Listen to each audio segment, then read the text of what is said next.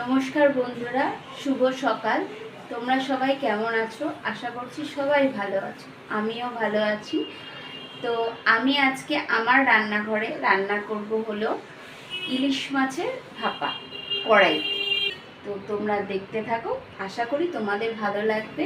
আর ভালো লাগলে একটা like, comment, share, subscribe please করো।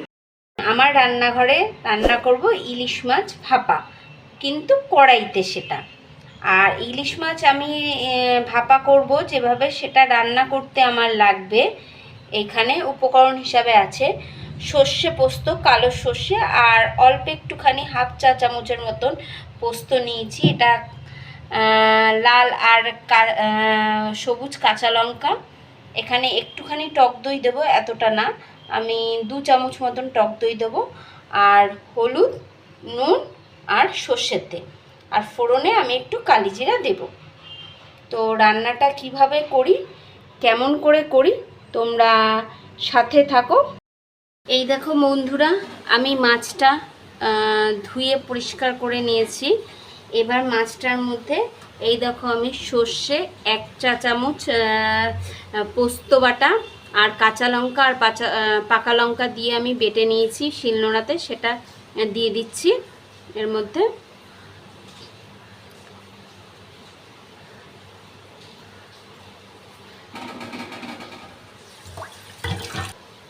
আর এই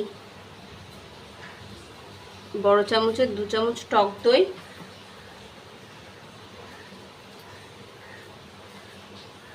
নুন,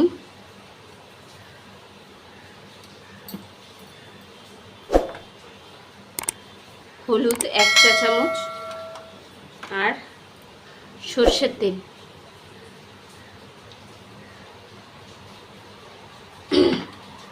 এটা দিয়ে এবার আমি মাখিয়ে আধ ঘন্টা মতন রেখে দেব।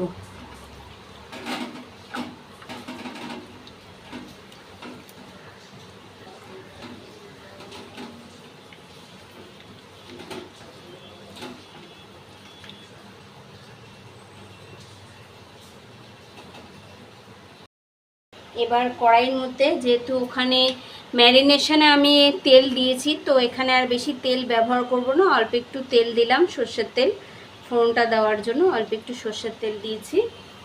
আর ফোড়ন হিসাবে আমি এই যে কালি জিরা দিলাম।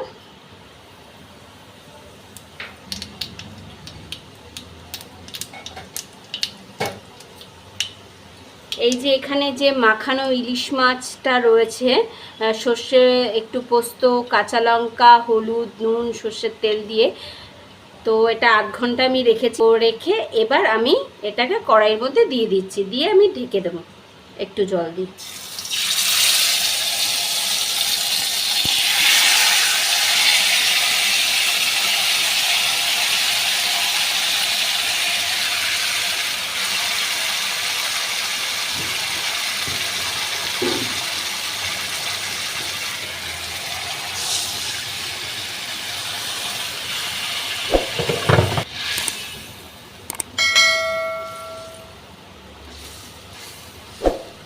আর এখানে কটা গোটা কাঁচা লঙ্কা আমি দিয়ে দিলাম এর মধ্যে।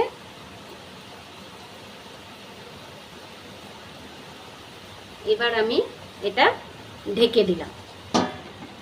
কিছুক্ষণ পরে আমি একবার উল্টাবো, দেন 5-7 মিনিটের মধ্যে আমার ইলিশ মাছ রেডি হয়ে যাবে। একটু গ্যাসটা কমিয়ে রাখবো।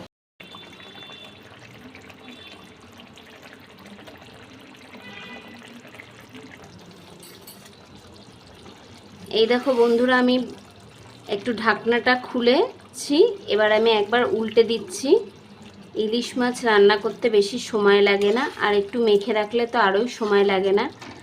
তো আমার ইলিশ মাছটা প্রায় সুন্দর হয়ে এসছে, তো আমি আর একটুখানি ঢাকা দিয়ে রাখবো, তারপর একটু কাঁচা সর্ষের তেল দিয়ে নামিয়ে নেব।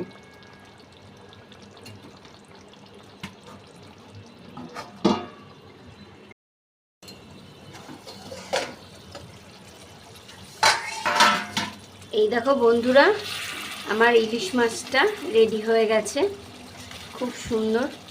এবার আমি একটু মুখে দিয়ে নুনটা দেখে নিচ্ছি, একটু অগ্নিদেবকে দিয়ে একটু মুখে দিয়ে দেখে নিচ্ছি। নুন আর একটু দিতে লাগবে। এই যে একটুখানি নুন দিলাম। নুন ঝালটা যে যার আন্দাজ মতনই দেবে।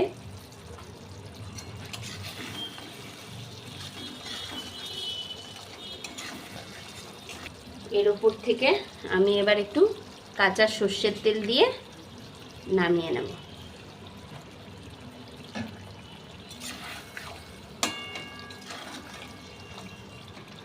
আমার ইলিশ মাছের ভাপা রেডি কড়াইতে।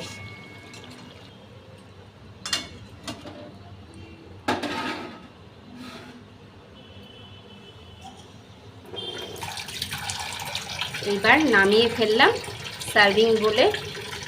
আমার রান্নাটা ভাল লাগলে অবশ্যই একটা লাইক, কমেন্ট, সাবস্ক্রাইব প্লিজ তোমরা করো। আর তোমরা আমাকে এত সাপোর্ট করছো, এত ভালোবাসা দিচ্ছ, তার জন্য তোমাদের অসংখ্য ধন্যবাদ।